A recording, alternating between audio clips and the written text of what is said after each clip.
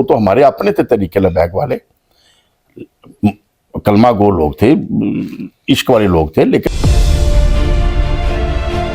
لیکن اس کا مطلب یہ نہیں کہ وہاں اندھا فائرنگ کر دیں اور بندوں کو شہید کر دیں اور ہلاک کر دیں اور پھر ان کو لاشیں بھی نہ اٹھانے دیں۔ یہ تو ظلم کی انتہا کر دیا۔ ایسا ظلم تو غزہ میں یہودیوں نے نہیں کیا۔ نے بہت بڑی خبر دی تھی کہ ہو سکتا ہے کہ علامہ سعد حسین رضوی کو اللہ معاف کرے شہید بھی کیا جا سکتا ہے۔ تو اس طریقے سے میں نے جب سعد رضوی کو قریب سے باتیں چلتے ہوتی رہی تو میں پرسنلی تو اس کی شخصیت سے بڑا امپریس ہوا۔ صاف بات ہے کہ اس کے اندر حوصلہ بھی ہے، کانفیڈنس سے بات کرتا ہے۔ تو ایک بندہ کہہ رہا ہے جی کہ میں قرآن پاک اٹھا کے کہتا ہوں یہ 500 سے زیادہ لاشیں گری، اور پھر جتنے سی سی ٹی وی کیمرز تھے اس علاقے کے سارے اتار دیے گئے۔ اگر حکومت کا جرم نہیں ہے تو سی سی ٹی وی کیمرے کیوں اتار دیے؟ اور پھر جو شاہد خاقان عباسی صاحب بھی گواہی دے رہے ہیں کہ ان کے علاقے کا ایک آدمی تھا تو اس کی بھی نہ جنازہ سے ادھر پڑھنے دیا اور نہ اس کے فاتحہ پڑھنے دے رہے ہیں۔ تو آپ کو کیا لگتا ہے کہ تحریک لبیک دوبارہ سے اپنی سیاسی ساکھ کو قائم کر پائے گی، یا اب ہم ان کا جو یہ سفر ہے اس کو اختتام پذیر ہی سمجھے؟ اچھا یہ بتائیے گا کہ جو استثناء والی شک ہے آپ کے نزدیک، کیونکہ آپ اسلام سے بھی تھوڑا وابستہ ہیں، اسلامی تعلیمات بھی جانتے ہیں، تو اسلامک تناظر میں اور پاکستان کے آئین کے مطابق استثناء کی شک ٹھیک ہے یا غلط؟ یہ تو اب مریم نواز صاحب اور نواز شریف صاحب سے پوچھنا چاہیے، جو زرداری کو سب سے بڑا چور کہتے تھے اور اب وہ کہتی ہیں کہ جی اس کو 100 قتل بھی معاف ہے۔ جب استثناء کر دیا اس کا مطلب کیا ہوا کہ اگر وہ صبح کسی کو قتل کر دے تو اس کے اوپر ایف آئی آر نہیں ہو سکتی، صبح کسی بینک کو لوٹ لے ایف آئی آر نہیں ہو سکتی، صبح ڈی گراؤنڈ میں کسی کو کھڑا کر کے زنا جبر کرے ایف آئی آر نہیں ہو سکتی۔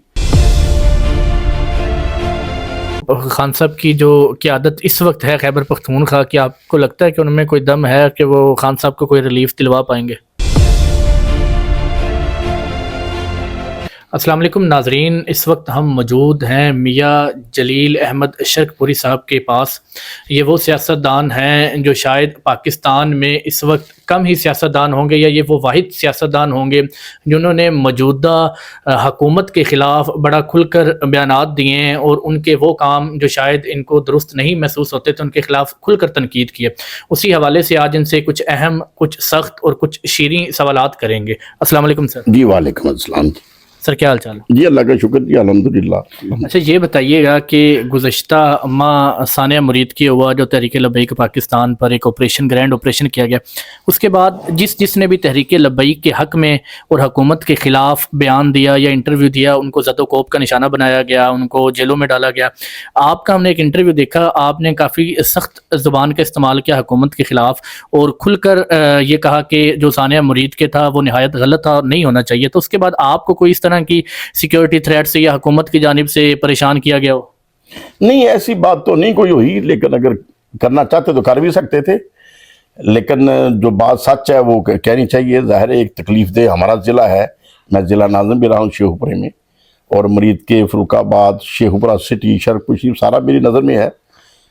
تو ظاہر ہے جب براہ راست مختلف دوستوں سے وہاں کی خبریں آ رہی تھی تو تکلیف تو پہنچی، اور اس تکلیف کے اندر پھر میں تو یہ کہتا تھا وہ تو ہمارے اپنے تھے طریقے لبیک والے، کلمہ گو لوگ تھے، عشق والے لوگ تھے، لیکن اگر کوئی کرسچن بھی ہوتے ان کے ساتھ یہ ظلم ہوتا تو پھر بھی ہمیں تکلیف آتی، اگر ہندو ہوتے اور ان کے ساتھ یہ ظلم ہوتا تو پھر بھی ہمیں تکلیف آتی۔ مطلب کہ یہ تو نہیں ہے کہ اگر ایک بندہ رانگ ڈرائیونگ کر رہا ہے یا رانگ چل رہا ہے، اگرچہ تحریک لبیک کا ایٹیچیوڈ بھی ہمیشہ غلط رہا ہے، چوک چوراہے بند کرنے والا، اور میں تو شروع دن سے ان کے اس ایٹیچیوڈ کی مخالفت کرتا رہا ہوں، لیکن اس کا مطلب یہ نہیں کہ وہاں اندھا فائرنگ کر دیں اور بندوں کو شہید کر دیں اور ہلاک کر دیں اور پھر ان کو لاشیں بھی نہ اٹھانے دیں۔ یہ تو ظلم کی انتہا کر دیا۔ ایسا ظلم تو غزہ میں یہودیوں نے نہیں کیا، وہاں بھی لوگوں کو جنازہ پڑھنے کا موقع مل گیا، یہاں تو لوگوں کو جنازے بھی نہیں پڑھنے دیے گئے۔ اچھا، آپ نے بہت بڑی خبر دی تھی کہ ہو سکتا ہے کہ علامہ سعد حسین رضوی کو اللہ معاف کرے شہید بھی کیا جا سکتا ہے، ہو سکتا ہے کہ وہ شہید ہو گئے ہوں، تو یہ آپ نے کس بنا پر اتنی بڑی خبر دی تھی؟ کسی ذرائع سے آپ کو کوئی انفارمیشن ملی تھی یا کوئی انفارمیشن نہیں تھی؟ جب کوئی انفارمیشن نہیں تھی تو آج آپ بتا دیں، اتنا عرصہ ہو گیا، کہاں ہے سعد رضوی صاحب؟ کوئی ہے خبر؟ فی الحال تو نہیں؟ تو پھر اچھا، جب کوئی خبر نہیں ہے تو پھر کیا کہہ سکتے ہیں کدھر ہیں وہ؟ تو حکومت کی جانب سے تو یہ بتایا جاتا ہے کہ روح پوش ہے. بس حکومت تو یہ کہہ رہی ہے، اور آپ پتہ نہیں خود روح پوش ہیں یا انہیں روح پوش کیا گیا ہے. مطلب کہ میرے اندازے میں وہ خود اتنا لمبا عرصہ خود اگر کہیں ہوتے تو ایک دن بھی اس نے نہیں چھپنا تھا، اس نے اپنا موجودگی کا اظہار کرنا تھا کہ میں فلاں جگہ پہ ہوں. اچھا، یہ جو آپ ان کے بارے میں اتنے اعتماد کے ساتھ کہہ رہے ہیں کہ وہ روح پوش نہیں ہو سکتے تھے، وہ ایک ماہ کے اندر کم سے کم ان کا کوئی ویڈیو پیغام یا کوئی وائس پیغام آ جاتا، تو یہ آپ نے کوئی ذاتی ان سے ملاقات ہوئی یا ذاتی سطح پر اس کو جانتے ہیں؟ نہیں، میں ذاتی طور پہ تو اتنا ہی جانتا ہوں کہ جب وہ پہلی دفعہ گرفتار ہوئے سعد رضوی صاحب، ویسے تو خادم حسین رضوی صاحب رحمۃ اللہ علیہ کو تو عرصہ دراز سے ملاقات رہی ہے ان سے، اور پھر میں اتحاد اہل سنت کی جو میری ایک کوششیں تھیں اس کے لیے کئی دفعہ ان سے ملاقات ہوئی اور تبادلہ خیالات ہوتا رہا. پھر ان کے بعد سعد رضوی صاحب سے تبادلہ خیالات بھی رہا. جب یہ گرفتار تھے تو اس وقت میں ممبر صوبائی اسمبلی تھا، تو میں ہی ان کی آزاد رہائی کا باعث بنا. صاحب بات ہے اس وقت بھی عمران خان صاحب کی گورنمنٹ تھی، اور جس طریقے سے مریم نواز صاحبہ کا ایک ایٹیٹیوڈ ابھی پریس کانفرنس میں تھا ان کے بارے میں، عمران خان صاحب کے تو اس سے زیادہ سخت کیفیت تھی. اور اس کی بیک گراؤنڈ کیا ہے کہ چونکہ جب کسی علاقے میں ان کے پاس ہزاروں بندے ہیں اور کسی علاقے میں چند سو ہیں، کسی علاقے میں گنتی کے 10-15 بندے ہیں، لیکن 10-15 بندوں کو بھی آپ یہ جذبہ پیدا کر دیجئے بس جی ہم نے جو یہ عشق کا معاملہ ہے اور موت قبول ہے تو اٹھنا نہیں ہے یہاں سے، تو 10 بندے بھی چوک بند کر دیں گے تو پورا علاقہ سیل کر سکتے ہیں. اس طریقے سے پورے ملک میں یہ کام کرتے تھے. اور میں ان کے خلاف اس لیے تھا کہ کیا نبی رحمت صلی اللہ علیہ وآلہ وسلم نے کبھی چوک چراہ بند کیا؟ چوک چراہے بند کرنا فعل حرام ہے، حرام فعل ہے جو یہ کرتے تھے.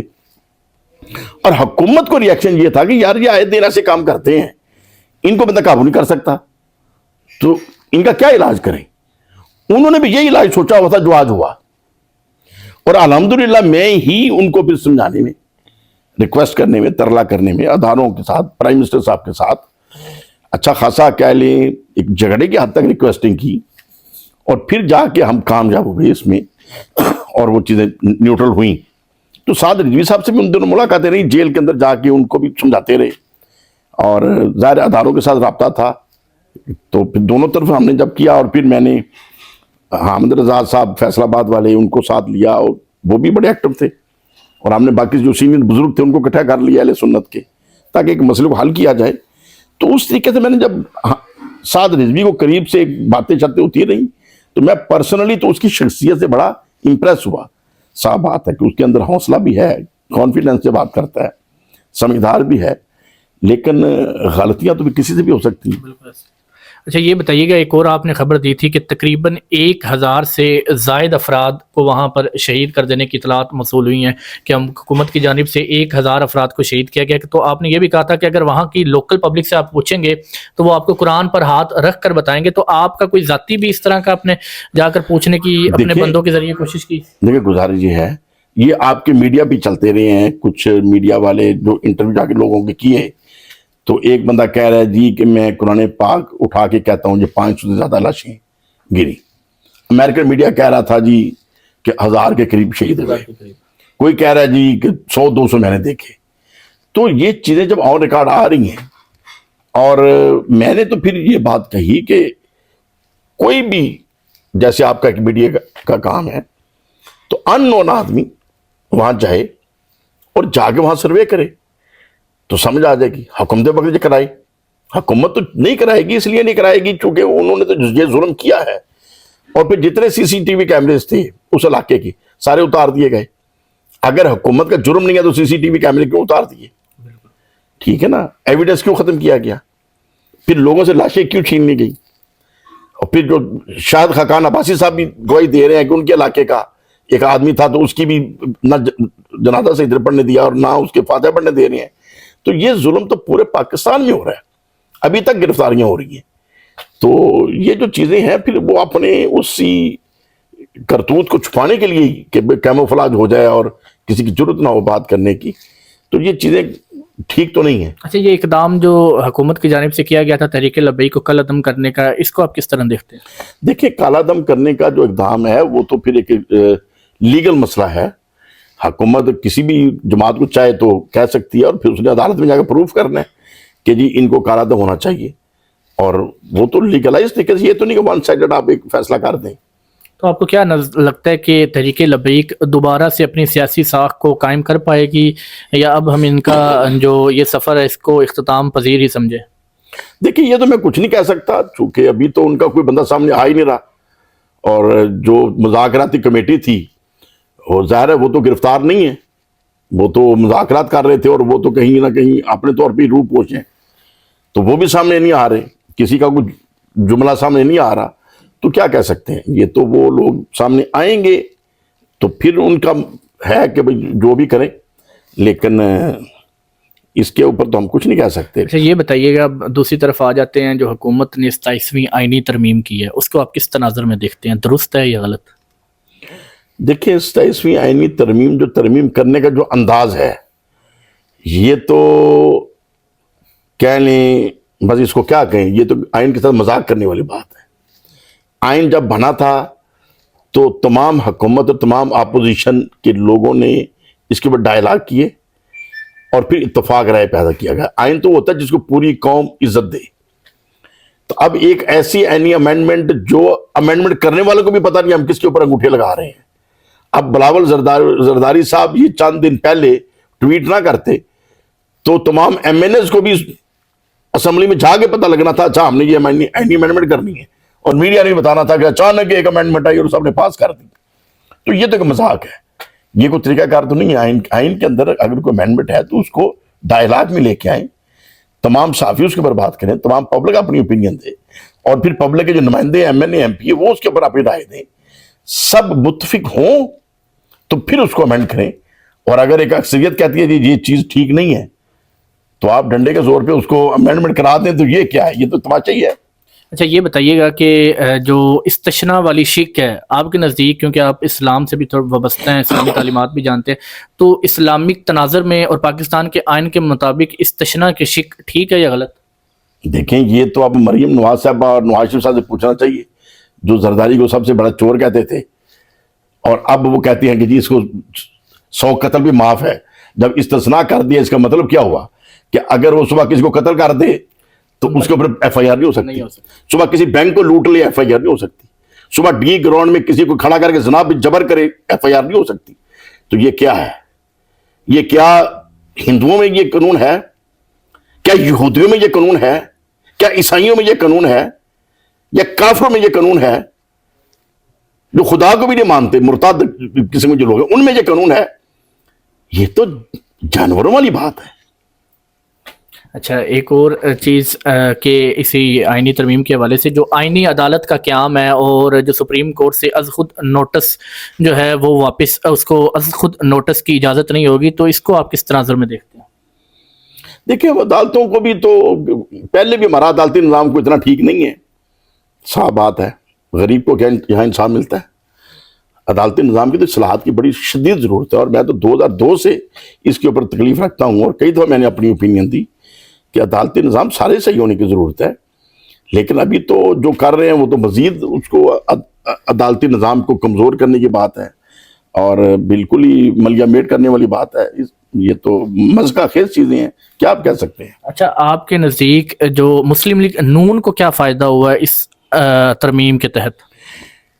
مسلم لیگ نون کو یہ فائدہ ہوا کہ جب ان کو پتہ ہے کہ ہمیں عوام پسند نہیں کر رہی, نواز شریف کو پتہ ہے کہ لوگوں نے مجھے بھی ووٹ نہیں دیے, انہیں پتہ ہے کہ مریم نواز کو بھی ووٹ نہیں ملے, انہیں پتہ ہے شہباز شریف کو بھی ووٹ نہیں ملے, ہم تو چرلو پھیر کے آئے ہیں, تو پھر وہ عوام کا کیوں سوچیں؟ سمجھائی بات کی. اچھا, آپ کے نزدیک اس کا مطلب پھر آئندہ الیکشن ہم ملتوی سمجھیں؟ نہ کوئی الیکشن نہیں ہے جب تک نواز شریف صاحب کی ڈنڈا چل رہا ہے. کوئی یہ الیکشن بھی, میں تو الیکشن سے پہلے ہی کہہ رہا تھا الیکشن نہ کرائیں. میں نے ریٹن خط لکھے تھے کیئر ٹیکر پرائم منسٹر کو چیف الیکشن کمیشنر کو کہ جس طریقے سے آپ الیکشن کرانا چاہ رہے ہیں نہ کرائیں, بدنامی زیادہ ہوگی. ویسے ہی 2 سال 3 سال جتنا لٹکانا ہے لٹکا لیں, کس نے آپ کو چھیڑنا ہے. وہ زیادہ بہتر تھا کہ چپ کر کے گورنمنٹ کرتے رہتے. اچھا, ان میں آپ اگلا اگر دیکھا جائے تو اگر الیکشنز نہیں ہوں گے تو ہم پھر دیکھ سکتے ہیں کہ شہباز شریف ہی وزیر اعظم ہوں گے اور جو مریم نواز صاحبہ خواب دیکھ رہے ہیں وہ ادھورے رہ جائیں گے. دیکھیں جب انگریز جہاں آئے تھے تو کیا وہ الیکشن کرا کے آئے تھے؟ بالکل بھی نہیں. تو پھر یہی سمجھیں وہ بھی ڈنڈے سے آ گئے تھے, آج بھی ڈنڈے سے یہ بیٹھے ہیں. الیکشن کیا ہوتے ہیں؟ اچھا, مریم نواز ذاتی طور پر وزیر اعظم بننا چاہتی ہیں آپ کے نزدیک؟ بن جائیں جی, کون روک سکتے ہیں انہیں. اچھا, یہ بتائیے گا کہ آپ چونکہ اسلامی, آپ کو بتایا کہ اسلامی وابستگی بھی رکھتے ہیں, تو جو نون لیگ کا ایک شروع سے جو مکاتبہ فکر اہل سنت والجماعت ہے یا خاص طور پر بریلوی مکتبہ فکر, اس کا ووٹ بینک کافی زیادہ ان کے ساتھ تھا, تو آپ کے نزدیک یہ جو ثانیہ مرید کیا ہوا اور اس کے ساتھ ساتھ جو ختم نبوت کا 2017 میں کیا گیا, اس کے بعد آپ کو لگتا ہے کہ ان کا وہ ووٹ بینک بھی ختم ہو چکا ہے؟ نہیں, ووٹ بینک تو ان کا کون سا رہ گیا ہے, ووٹ بینک تو پہلے ہی ختم ہو چکا ہے. اسی وجہ سے تو وہ نا امید ہو چکے ہیں ووٹوں سے. مختلف گدی نشینوں کو ساتھ ملاتے ہوتے تھے ہر الیکشن سے پہلے اور ان کے جو مریدین ہیں ان کے ووٹ حاصل کرتے تھے. وہ تو علاقائی سطح پہ کہیں نہ کہیں چیزیں مینج ہو جاتی ہیں, لیکن وہ بھی کوئی کینڈیڈیٹ ایسا ہے کہ جس کو پرسنل جس کی پذیرائی ہو. تو جیسے ابھی ہمارے ادھر رانا تنویر صاحب ہیں, تو پرسنل اگر ان کی گڈ ول ہے تو وہ اس کی وجہ سے فائدہ اگر لے جائیں تو وہ نون لیگ کا کردار تو نہیں ہے. چلیں اب پاکستان تحریک انصاف پر آتے ہیں. عمران خان کا مستقبل کیا نظر آتا ہے؟ عمران خان صاحب نے اپنا مستقبل خود خراب کیا ہے. ٹھیک ہے نا, لوگ تو ان سے پیار کرتے ہیں. عمران خان کے بارے میں تو جو سمجھتا ہوں کہ پوری دنیا میں اس وقت جتنا بھی مجھے امریکہ, کینیڈا, برطانیہ, یورپ نظر آتا ہے, عرب ملک نظر آتے ہیں, عمران خان جیسا لیڈر تو مجھے کوئی دنیا میں نظر نہیں آتا. لیکن خان صاحب کے اندر مسٹیکس ہیں جو اپنی بات کے اوپر اڑ جاتے ہیں. کمپرومائز کرنا اور امن کا راستہ نکالنا یہ بمطابق سنت ہے. نبی رحمت صلی اللہ علیہ وآلہ وسلم نے یہودیوں سے کمپرومائز کیے, مشرکوں سے کیے, تو توبہ نعوذ باللہ سرکار یہ تو نہیں ڈر گئے تھے, وہ ہمارے لیے سنت پیدا کی نا. پھر آپ صلی اللہ علیہ وسلم مدینہ سے ہجرت, مکہ سے ہجرت کر کے مدینہ شریف چلے گئے, تو وہ آپ گھبرا تو نہیں گئے تھے, لیکن ظاہری طور پہ اسباب ایسے تھے کہ آپ گئے بھی چھپ کر. تو اگر نبی رحمت صلی اللہ علیہ وسلم ہجرت فرما سکتے ہیں تو عمران خان صاحب آ کر کے کہنے جی میں نے یہی رہنا ہے اور میں نے کہیں نہیں جانا, تو یہ ایک بس میں تو اس کو. اس کے متعلق جو بڑے بڑے صحافی ہیں وہ کہتے ہیں کہ جو بیک ڈور مذاکرات کی کوشش یہ عمران خان کرتے رہے ہیں اسٹیبلشمنٹ سے بھی اور حکومت سے بھی, لیکن ان کو اس دفعہ کوئی بھی ادھر سے جواب نہیں ملا. نہیں, کوشش مذاکرات کی تو وہ تو ہمیشہ ظاہر کہتے ہیں ہم کرتے ہیں, لیکن چیز تو یہ ہے کہ ایک بندہ غلط چیز کر بیٹھتا ہے تو پھر اس کو کہ تو تسلیم کر, تو غلط کیا, وہ تو نہیں تسلیم کرے گا, تو پھر ایز اٹ از ہی راستہ نکالنا پڑتا ہے. اگر امن کا کوئی سکون کا راستہ نکالنا ہے تو خان صاحب چونکہ ان کو بالکل ہی سپیس دینے کو تیار نہیں ہے, جو کہ میرے حساب سے دینی چاہیے, پولیٹیکلی دینی چاہیے. خواہ ان کی غلطیاں ہیں, خواہ الیکشن غلط ہوئی ہیں, اب یہ 5 سال انہیں پورے کرنے دینے چاہیے, چونکہ قبضہ کر لیے انہیں کہے ٹھیک ہے جی آپ یہ پیریڈ پورا کریں اور آئندہ کے لیے راستہ ہموار کریں. لیکن خان صاحب چونکہ اپنی بات کے اوپر قائم ہیں, اپنی سچائی کے اوپر ہیں تو سچے, لیکن سچا بندے کو بھی میں سمجھتا ہوں کہ امن کا راستہ نکالنا چاہیے جو بمطابق سنت ہے. تو اگر وہ اپنی بات پر ڈٹے ہوئے ہیں, شاید یہی وجہ ہے کہ پاکستانی عوام کی ایک بڑی تعداد جو ہے ان سے محبت کرتی ہے. نہیں, اس میں کوئی شک نہیں ہے, لوگ تو پھر پیار اسی وجہ سے کرتے ہیں کہ وہ ایک کھرا آدمی ہے, سچا آدمی ہے, لیکن اس کا فائدہ عوام کو کیا ہو رہا ہے یا ہمیں کیا ہو رہا ہے یا ملک کو کیا ہو رہا ہے. مطلب اس کی وجہ سے انسٹیبلٹی ہے, اس کی وجہ سے بے شمار بے گناہ جو جیلوں میں بیٹھے ہوئے ہیں. تو خان صاحب کا اس ایٹیچیوڈ کا تو کوئی فائدہ تو نہیں ہوا. اچھا, جو خان صاحب کی جو قیادت اس وقت ہے خیبر پختونخوا کی, آپ کو لگتا ہے کہ ان میں کوئی دم ہے کہ وہ خان صاحب کو کوئی ریلیف دلوا پائیں گے؟ نہیں, دیکھیں وہ تو سہیل افریدی صاحب ہو گئے, وہ سارے بڑے کھڑے لوگ ہیں, لیکن اصل چیز تو خان صاحب کی اپنی ہے نا کہ وہ خود کس طریقے سے حالات کو مینج کرتے ہیں. تو جب خان صاحب اپنی بات کے اوپر اڑے رہیں گے, جو کہ اگرچہ وہ سچے ہیں, اگرچہ وہ سچ کے اوپر اڑے ہوئے ہیں, تو پھر راستہ کیسے نکلے گا؟ راستہ تو نہیں نکلتا نظر آتا. اچھا یہ بتائیے گا کہ ان سے پہلے سہیل افریدی سے پہلے وزیر اعلیٰ علی من گنڈا پور سے آپ کو کیا لگتا ہے کہ وہ کمپرومائزڈ آدمی تھے یا وہ عمران خان کے؟ نہیں، بالکل بھی میں نہیں سمجھتا کمپرومائز تھے، لیکن میں ایک چیز سمجھتا ہوں، جہاں خان صاحب کی اور بے شمار مسٹیکس بطور پرائم منسٹر بھی اور پرائم منسٹر بننے سے پہلے بھی میں نوٹ کرتا رہا ہوں اور اظہار خیال بھی کرتا رہا ہوں، محبت ہونے کے باوجود جہاں خامی ہو تو ذکر کرنا چاہیے۔ یہ بھی ایک بہت بڑی غلطی ہے کہ ایک بندے کو آپ نے چیف منسٹر بنایا اور اس سے آپ پولیٹکس بھی کرا رہے ہیں۔ جس کو چیف منسٹر بنا دیا اس کو مینجمنٹ کرنے دیں۔ جو جلسے جلوس ہیں وہ صدر خیبر پختونخوا کا الگ ہونا چاہیے، پارٹی کا، اس کا کام ہے وہ جلوس نکالے، جلسے کرے یا احتجاج کرے یا اپنی جو بھی پارٹی پالیسی کے اوپر کام کرنا ہے۔ لیکن اب ایک بندے کو چیف منسٹر بھی بنا دیا، میں تو اس چیز کے حق میں نہیں ہوں کہ ایک بندہ کی حکومت بھی ہے اور پھر وہ احتجاج بھی کرے۔ اچھا چلیں، یہ پاکستان کے اندرونی حالات، اگر ہم بیرونی حالات کی بات کریں تو آپ کو آئندہ آنے والے دنوں میں افغانستان کے ساتھ پاکستان کی ہوتی ہوئی جنگ نظر آ رہی ہے؟ اللہ کرے ایسے نہ ہو، افغانستان کے ساتھ ہمیں اچھے تعلقات رکھنے چاہیے، اگرچہ افغان بھائیوں کے اندر کچھ غلطیاں بیوقوفیاں ہیں جو وہ انڈیا کے ساتھ کوئی نہ کوئی مکمکا کر لیتے ہیں، یہ تو بہت بڑی مسٹیک ہے۔ ہمیشہ پاکستان ان کے کام آیا ہے، ہمیشہ پاکستان نے ان کو سہارا دیا ہے، تو انہیں تو پولیٹیکلی بھی اور بھائی اس اینگل سے بھی کہ ہم بھی سب مسلمان ہیں وہ بھی سب مسلمان ہیں، تو دونوں اعتبار سے انہیں تو پاکستان کے اوپر ہلاک کرنا چاہیے اور پاکستان کے مفاد کو دیکھنا چاہیے۔ تو جب افغانستان کے اندر انڈیا انفلوئنس کر جاتا ہے تو اس کا کیا مطلب ہوا کہ مدد تو ہم کریں، جب ان کے اوپر جنگ آئے تو انہیں پناہ ہم دیں، لیکن جب وہ کوئی ایجنسیاں ادھر جا کے وہ کام کر لیں انڈیا کی، تو یہ تو ایک تکلیف دہ بات ہے، حکومت پاکستان کے لیے تشویش تو ہے۔ اچھا، جو حکومت کی پالیسی ہے افغان مہاجرین کو واپس بھیجنے کی، وہ اب حکومت بہتر جانتی ہے، اس میں تو میں کچھ نہیں کہہ سکتا کیونکہ میری پوری نظر نہیں ہے اس کے اوپر، لیکن یہ ضرور ہے کہ کوئی بھی ایسا کام نہیں کرنا چاہیے ہمیں جس سے ہمارا افغانستان کے ساتھ تعلقات خراب ہو۔ جو بھی ہے راستہ ایسے ہی نکالنا چاہیے جس سے ہمارے برادرانہ تعلقات قائم رہیں۔ کہیں ان کی غلطی ہے تو انہیں ہم آگاہ کریں، کہیں ہماری غلطی ہے تو ہم اس کی اصلاح کریں، تو لیکن ہماری کشیدگی نہیں پیدا ہونی چاہیے۔ اچھا ان حالات سے پہلے امریکہ کی جانب سے افغانستان سے ایئر بیس کا مطالبہ کیا گیا تھا ڈونلڈ ٹرمپ کی، یہ اسی کڑی نہیں ہے؟ پاکستان کے حالات خراب ہو رہے ہیں یا پاکستان کا یہ ذاتی جو مسائل ہیں دہشت گردی کے اس بنا پر جنگ کر رہا ہے؟ دیکھیں یہ کچھ نہیں کہہ سکتے، کئی لوگ تو یہ انالیسس کرتے ہیں جی چونکہ وہ ٹرمپ نے یہ خواہش ظاہر کی تو اس کے لیے پھر حالات بنائے جا رہے ہیں۔ میں نہیں سمجھتا کہ ایسا کوئی ہماری حکومت کا کوئی نقطہ نظر ہوگا۔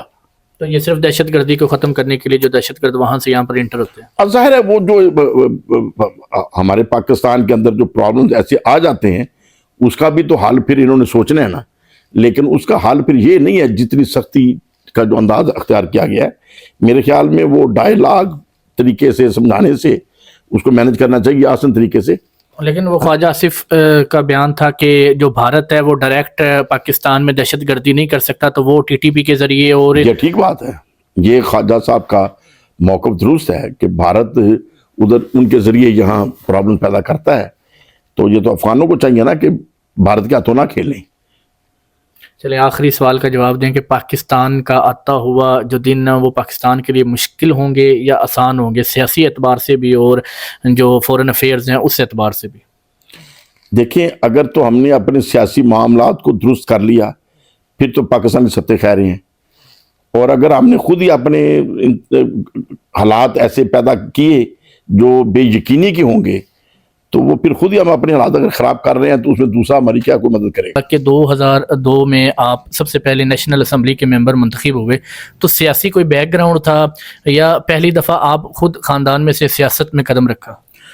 نہیں، ویسے تو میرے والد گرامی رحمۃ اللہ علیہ اگرچہ ان کا سیاسی مزاج تو بالکل بھی نہیں تھا، روحانی شخصیت تھے اور پیدائشی ولی کامل تھے، کوئی اس میں شک والی بات نہیں ہے، لیکن نورانی صاحب رحمۃ اللہ علیہ کے ساتھ ان کی بہت محبت تھی، اور حضرت نورانی صاحب نے انہیں بطور نائب صدر بھی ڈکلیئر کیا ہوا تھا جمعیت علماء پاکستان میں، اور پھر قصور میں آپ نے قصور کے لوگوں کے اصرار پر کچھ حالات ایسے ہوئے کہ انہیں کوئی کمپٹیشن والا بندہ نہیں مل رہا تھا، تو انہوں نے سوچا کہ میاں جمیل احمد صاحب کو لے کے آئیں، تو وہ پھر آپ تو نہیں جا رہے تھے لیکن پھر نورانی صاحب سے انہوں نے فون کرائے تو انہوں نے پھر بڑے محبت سے کہا کہ حضرت حجرے کو چھوڑے اور یہ لوگ آپ کو چاہ رہے ہیں.